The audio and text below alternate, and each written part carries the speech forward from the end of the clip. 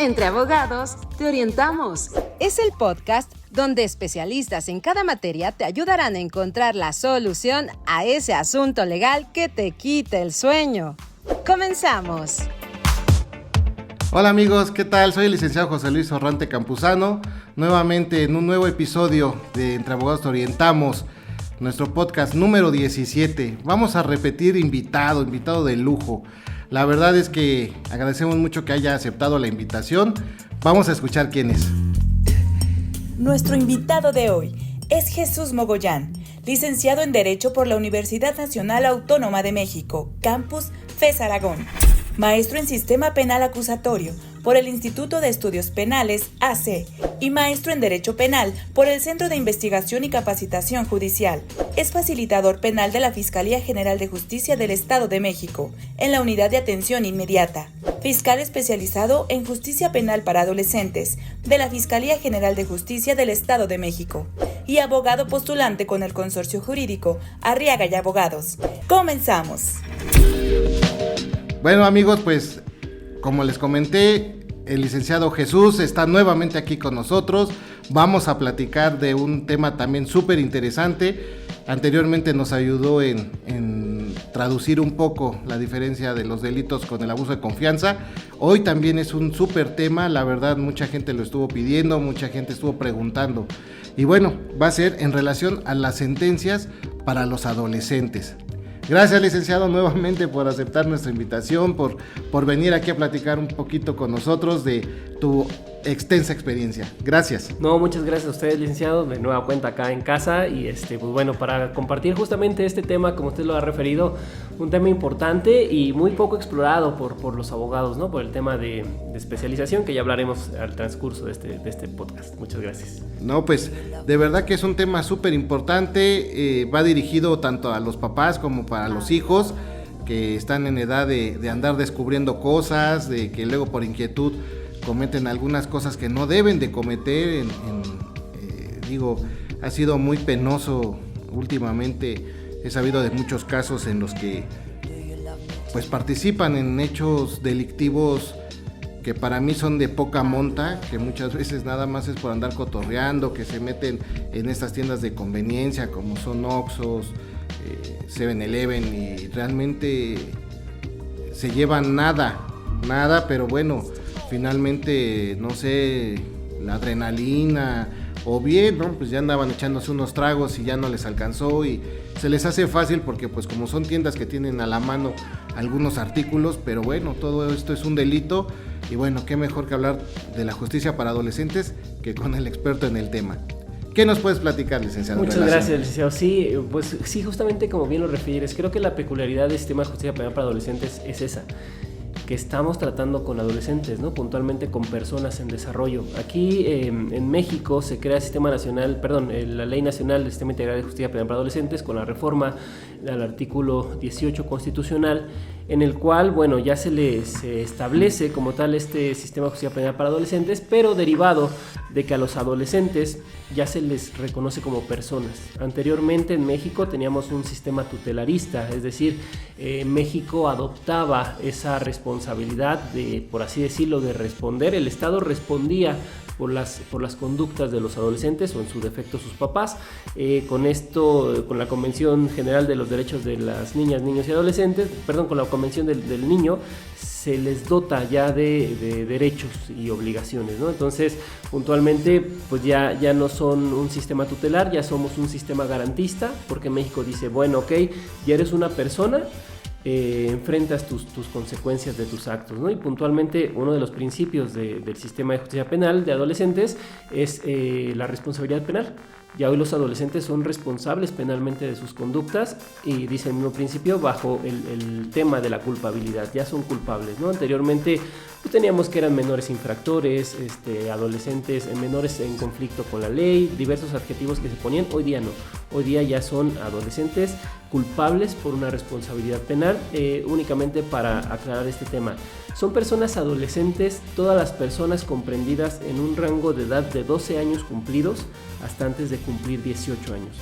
Y son niñas y niños los de menos de 12 años a 0 años de edad, ¿no? Obviamente La Corte acaba de sacar un protocolo para cambiar ese tema de niñas y niños con todo este tema de progresividad de derechos humanos.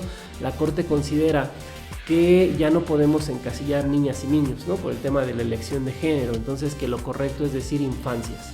Entonces, bueno, aquí estamos haciendo ese cambio que, digo, el derecho es muy dinámico y a fin de cuentas vamos acomodando las circunstancias como se van pronunciando, pero bueno, lo correcto hoy día es decir adolescentes e infantes, ¿no?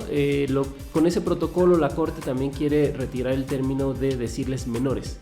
Ya está prohibido decir menores obviamente a los adolescentes o a los niñas y niños o a los infantes, porque dice la Corte que el adjetivo menor implica ese tema de inferioridad sobre alguien más, ¿no? Si a ti te dicen menor es porque alguien es mayor que tú y alguien es mayor en varias circunstancias. Entonces quieren erradicar un poquito ese tema de decir menor. Menores de edad todavía está un poco válido, pero según la Corte lo correcto o lo aceptable, lo de hoy son infantes, ¿no? Para los menores y bueno, perdón, para los menores de edad. Y adolescentes, pues bueno, de 12 a 18, ellos son los únicos que responden en materia penal, los adolescentes. Y los infantes, si bien es cierto, ellos no responden a un tema penal, pero sí la misma ley prevé que en conductas o en hechos con apariencia de delito cometidos por infantes se dará asistencia social. O sea, no los excluye del todo, sí se puede hacer un procedimiento, pero solamente será asistencia social, no los enfrentarán a un proceso judicial. Ah, ok, perfecto. Espero les haya quedado claro a quien nos escucha, ¿no? La diferencia en edades y bueno, en que son infantes, en que son adolescentes actualmente. Licenciado Jesús, ¿qué nos puedes platicar? ¿Algún caso relevante, algún caso de experiencia que hayas tenido? Para que ya la gente vaya viéndolo y ya de ahí vamos desmenuzando pues cuáles son sus derechos, a qué son acreedores de la sanción y mediante qué instrumento es que se les sanciona. Todo eso, licenciado, ¿me podrías ayudar? Claro que sí, licenciado. Pues mira, puntualmente ya entrando en materia de adolescentes, a su vez este segmento de adolescentes, este segmento de personas se divide en 3 grupos etarios. Señala la ley que son 3 grupos etarios de 12 a 14 años incumplidos, es decir, 13 años, 11 meses, 29 días, ¿no? Sí. 12 a 14 años incumplidos, 14 años cumplidos a 16 incumplidos y 16 cumplidos a 18 incumplidos. ¿Por qué es importante tener presente estas divisiones? Se les llama grupo etarios, porque de eso va a depender tanto las medidas cautelares como las medidas de sanción. Un cambio que se da en sistema de justicia penal para adultos con adolescentes es que ya no se, bueno, acá en adolescentes no se llaman penas, sino que son sanciones, son medidas de sanción. Entonces, puntualmente al primer grupo etario, la pena máxima es de 2 años. Es la pena máxima para el primer grupo etario. Para el segundo grupo etario la pena máxima es de 3 y para el tercer grupo etario la pena máxima es de 5 años. En adolescentes no hay penas mínimas. Entonces, bueno, esto ha causado un gran conflicto porque a la luz obviamente de la sociedad dices, bueno, un adolescente de 13 años que ya está, y lo hemos visto, ¿no?, en las noticias y demás, ya está en temas de delincuencia organizada, ya está siendo parte de un cártel, ya está haciendo homicidios, está haciendo secuestros, tratas de personas. Ellos no pueden ser juzgados como sería un adulto con una pena a lo mejor de un secuestro de mínima de 70 años, ¿no? El adolescente comprendido en el primer grupo etario va a responder a la pena máxima de 2 años. No se le va a poder imponer una pena más allá de 2 años. Entonces, bueno, esa es la importancia de conocer los grupos etarios. Esas son algunas diferencias respecto a sistema de justicia penal para adultos. Y bueno, sistema de adolescentes tiene muchos principios rectores. Yo puntualmente en la práctica es lo que más llevas a cabo. Si tienes tú presente los principios rectores de este sistema de justicia penal, puedes hacer mejor tu trabajo, porque un ejemplo es el principio de mínima intervención.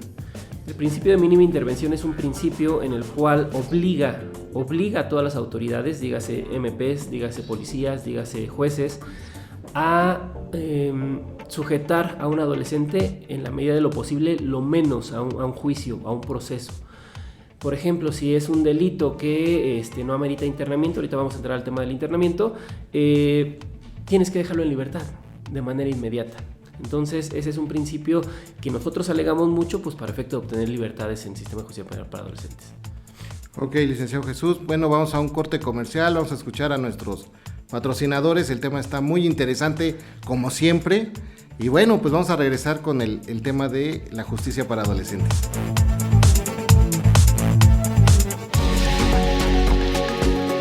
En Sports Medicine México, trabajamos por tu salud y calidad de vida. Personal altamente especializado y equipo con tecnología de punta permiten rehabilitación total en el 95% de nuestros pacientes. Te ofrecemos nutrición deportiva, fisioterapia especializada, rehabilitación deportiva, rehabilitación ortopédica y mucho más. Somos una clínica avalada por CONADE y ENEP. Contamos con sucursales en Balbuena, Tepeyac y Roma en Ciudad de México. Síguenos en redes sociales y visítanos en www.rehabilitaciondeldeporte.com.mx. En Sports Medicine México, brindarte un tratamiento acorde a tus necesidades no solo es nuestra meta, es nuestra obligación.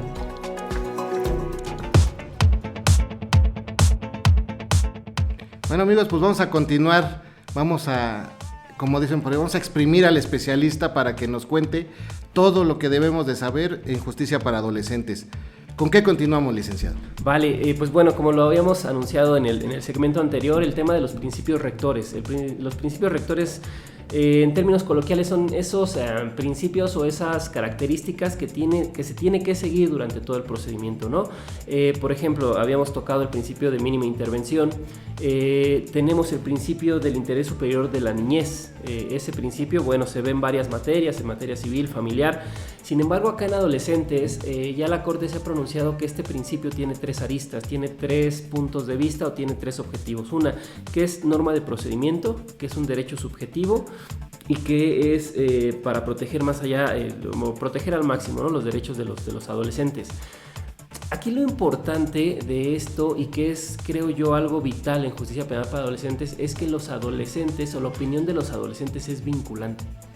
Ojo, si un adolescente está dentro de un proceso jurisdiccional y el adolescente emite una opinión respecto a su proceso, oiga, señoría, es que yo acepto la culpa, yo quiero que se me declare culpable y ya no llegar a juicio, se tiene que acceder a esas circunstancias por encima de cualquier formalidad del proceso. ¿Por qué?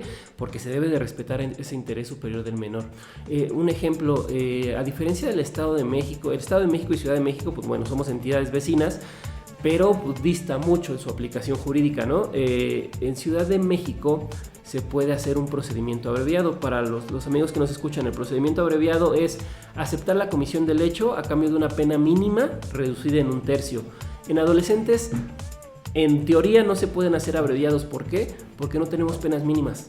Entonces entraríamos en un dilema de, bueno, ¿y luego cómo te hago la reducción? ¿No? ¿Con base en qué o atendiendo a qué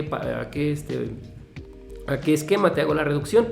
Entonces, en el Estado de México, por ejemplo, atendiendo a ese primer argumento, dice, no, aquí no hay abreviados porque no tengo mínimas. Entonces no puedo darte ese beneficio.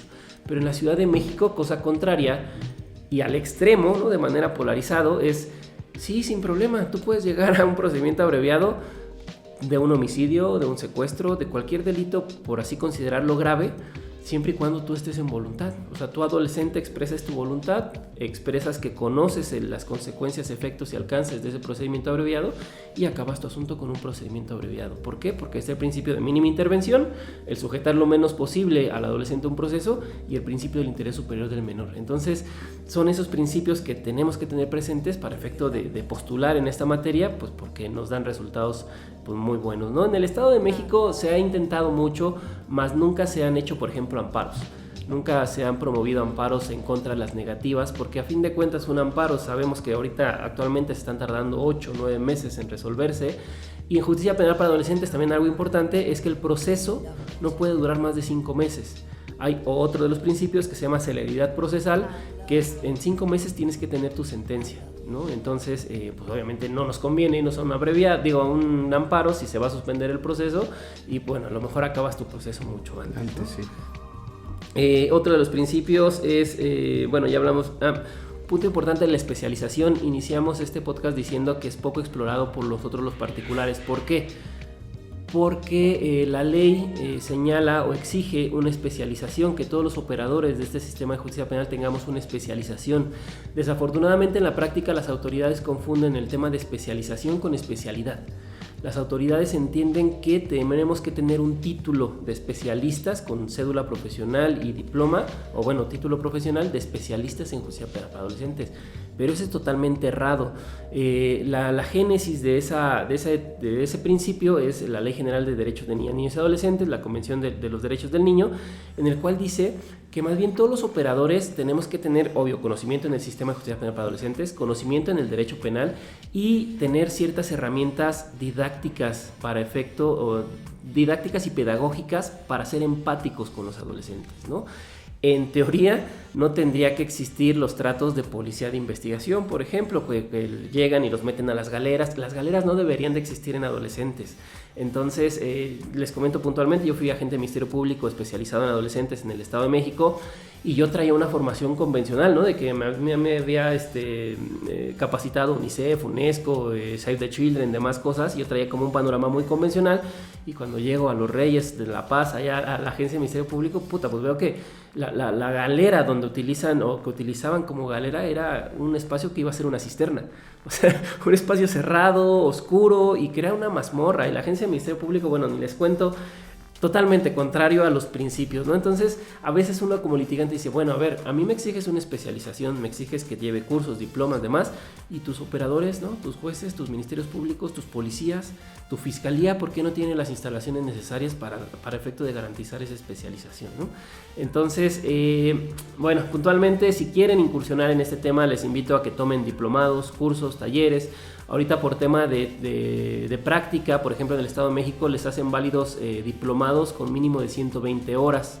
Por ahí hay algunas instituciones educativas que ya están dando la especialidad, título de profesional y cédula. Puntualmente, bueno, aquí en Ciudad de México hay una, en el Estado de México hay otra, el CICAJU, están dando esa especialidad. Bueno, invitarlos, ¿no? A que se capaciten si les interesa. Es un tema muy lindo porque realmente está muy padre y todo el tema, aparte este sistema está basado en la justicia restaurativa.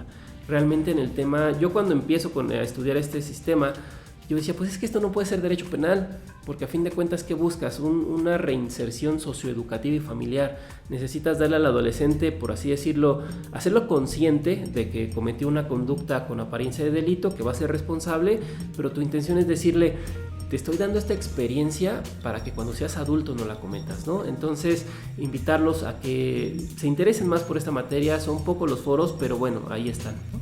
Sí, pues la verdad es que es un tema muy interesante, muy particular y muy peculiar, porque efectivamente es un trato especial, porque la misma ley los saca, o sea, porque ya no están contenidos en el Código Penal, ya tienen una ley específica, con un procedimiento específico, con unas condiciones específicas y además que muchas instituciones internacionales pues tienen el ojo sobre los adolescentes. Por eso es que México ha tenido que finalmente unificar criterios, porque pues sí, o sea, realmente lo sabemos. Digo, por ejemplo, hasta una patrulla, ¿no?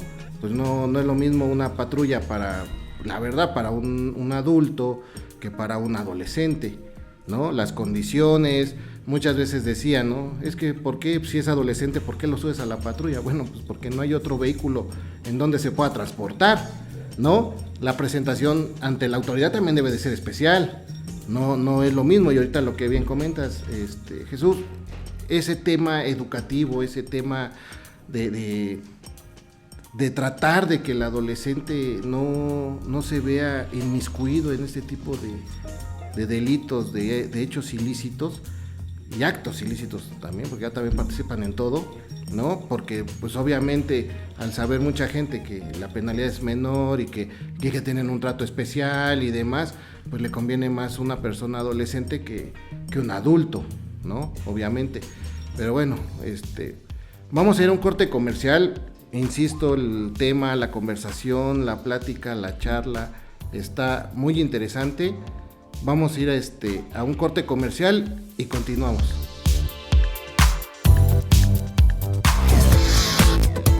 Somos una reconocida clínica especializada en cámara hiperbárica desde 2019. Ofrecemos el mejor servicio de calidad para nuestros clientes, actuando siempre de forma honesta y comprometida con su salud. La oxigenación hiperbárica es un tratamiento médico no invasivo. Sesiones en cámara hiperbárica te ayudan en casos de dolor lumbar y articular, migrañas, pie diabético, úlceras, quemaduras, heridas postquirúrgicas, heridas crónicas, heridas traumáticas, infecciones necrotizantes agudas. La terapia de cámara hiperbárica ayuda a salvar vidas. Visítanos en camarahiperbárica.mx. Haz una cita llamando al 5522 11 1663.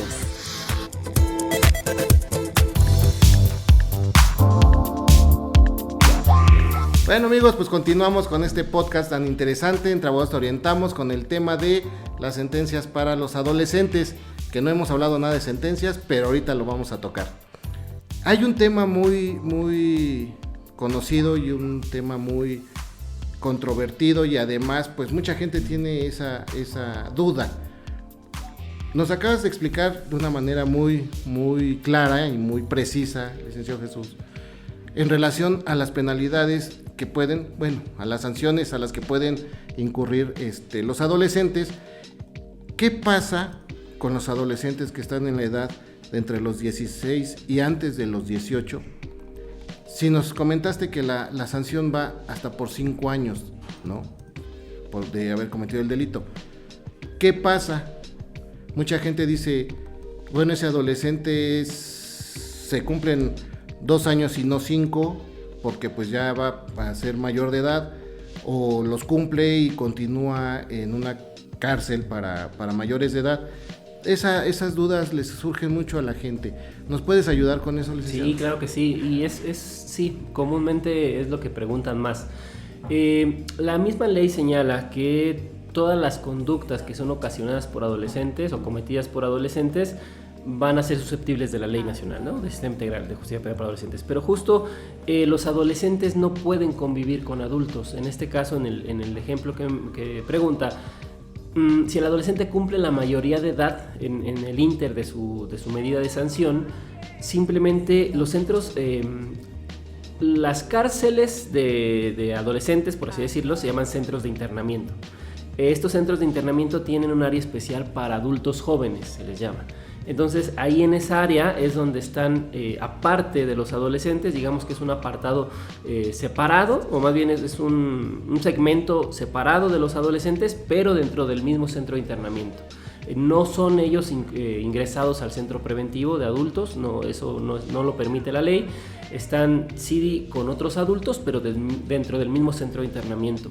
Por ejemplo, se da mucho en la práctica el tema de que a veces, más en temas de conductas sexuales, ya los adolescentes o las personas tienen 22, 25 años, pero les giran órdenes de aprehensión y pues bueno, las cumplimentan hasta apenas esa edad. Mucha gente decía, oye Lick, pero ¿para qué me traen acá adolescentes? Pues yo soy mayor de edad. Bueno, sí, pero el tema es que al momento de cometer el hecho tú eras un adolescente, entonces tienes que ser juzgado con la ley de adolescentes. Y ahí los ingresan al centro de internamiento, pero en el apartado especial de adultos. Ok, eso es importantísimo, porque realmente la gente tiene esa duda, y sobre todo pues las víctimas, ¿no? Porque la víctima, ¿qué va a decir? Precisamente, oye, bueno, y pues era adolescente y ahora ya no lo es.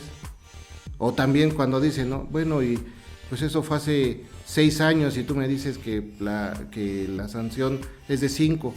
Bueno, es importante, ¿no? Especificarles esa parte que es hasta que ya tiene conocimiento el acusado. Sí, y aparte, bueno, aquí también invitar, los temas de delitos sexuales nunca prescriben en adolescentes, ¿no? Por ahí hay un tema con la prescripción porque es un poquito diferente a adultos, pero bueno, puntualmente delitos sexuales en adolescentes no prescriben. Entonces, bueno, ustedes pueden hacer denuncias de hechos de hace 10, 15, 20 años, no hay ningún tema, y bueno, responderá el adolescente teniendo su proceso penal por la ley nacional. Aquí toca un punto importante, las víctimas, ¿no? Muchas veces pues bueno, hablamos de los adolescentes, los derechos, el sistema garantista, muy lindo y todo, pero ¿y luego qué pasa con las víctimas? Justo al inicio del primer módulo les comentaba que se tiene esa idea entre la sociedad que la justicia penal de adolescentes no sirve para nada, ¿no? O sea, dicen, ¿para qué lo voy a denunciar si va a estar 1 año y se va a ir a la calle, ¿no? Sí, pero no. ¿Por qué sí, pero no? Desafortunadamente, yo siempre le he dicho, tenemos en México leyes de primer mundo en una comunidad de tercer mundo. Desafortunadamente, México firma todos estos tratados internacionales, ¿no? Pues por obtener un recurso económico, por quedar bien con el gobierno. Sí, claro. Entonces no se pone a pensar en la infraestructura no solo política, sino cultural que tenemos, ¿no? Entonces lo tenemos, por ejemplo, en adultos. En adultos comenzamos con un catálogo de prisión preventiva oficiosa. En aquel entonces creo que eran 6, 7 delitos. Ahorita tenemos alrededor de más de 20 delitos en el 19 constitucional. ¿Por qué? Porque la gente empezó a decir, bueno, voy, denuncio y ya había 2, 3 días en la calle este señor. Entonces, ¿qué pasa, no? Se crea esa idea de impunidad. Lo único que puedo yo decir en defensa del sistema de integral de justicia penal para adolescentes es que se busca la reinserción social, ¿no? O sea, el hecho de que la persona esté afuera o que lleve su proceso por fuera no quiere decir que ya no tiene consecuencias. Evidentemente va a ser sujeto a proceso, va a llevar su proceso por fuera, y la intención del sistema es darle esa experiencia de ya estás sujeto a un proceso, necesito que te pongas las pilas, por decirlo de manera coloquial, y que cuando seas un adulto no cometas delitos, ¿no? Pero si de algún modo hay una desventaja ahí con el tema de las víctimas. Ejemplo, en adolescentes no están obligados a pagar reparación de daño. O sea, la misma ley dice, pues es que yo no puedo obligar al adolescente porque el adolescente está en una edad económicamente no activa, ¿no? Entonces, pues resulta importante, sí te tomo en cuenta que tú hagas tu esfuerzo y que a lo mejor pagues una reparación de daño, pero si no lo pagas, no pasa nada, ¿no? Entonces, bueno, ahí nos enfrentamos con el dilema de la víctima, y entonces, ¿para qué denuncié? Y entonces, mi derecho humano de reparación de daño, ¿qué pasa con él, no? Entonces, sí hay un tema ahí un poquito de desigualdad, pero bueno, en aras de la justicia restaurativa, de la reinserción social, educativa, es un punto importante que este sistema, el objetivo es reinsertar de manera social y familiar al adolescente. O sea, no solamente social, como es en adultos, sino también su familia. Se reconoce la familia como ese pilar, ese sustento para efecto de reinsertarlo, ¿no? No, pues un tema interesante, nos puede dar para 5 capítulos más fácilmente. Espero que cuando lo volvamos a invitar al licenciado, pues vuelva a aceptar la invitación. Platiquemos un poco más a fondo.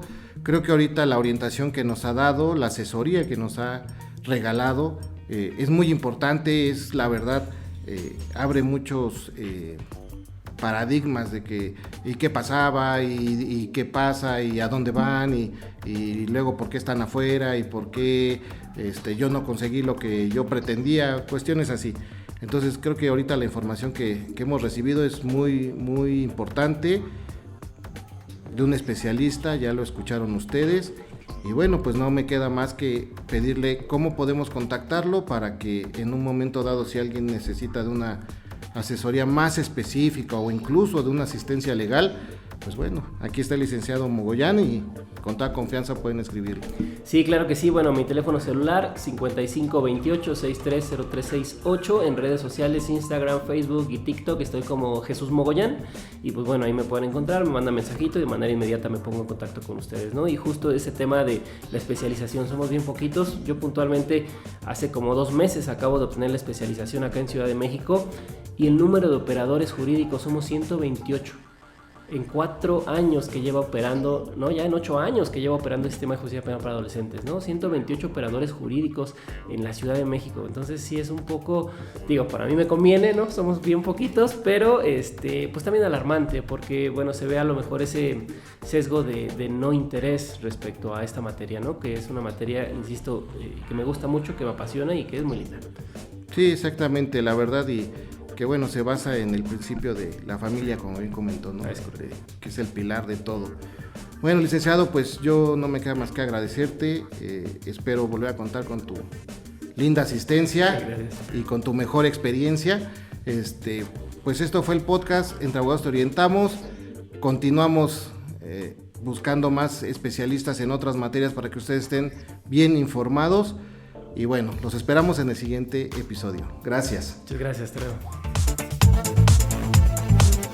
Entre Abogados Te Orientamos. Es el podcast donde especialistas en cada materia te ayudarán a encontrar la solución a ese asunto legal que te quite el sueño. Te esperamos en nuestro siguiente episodio. Hasta entonces.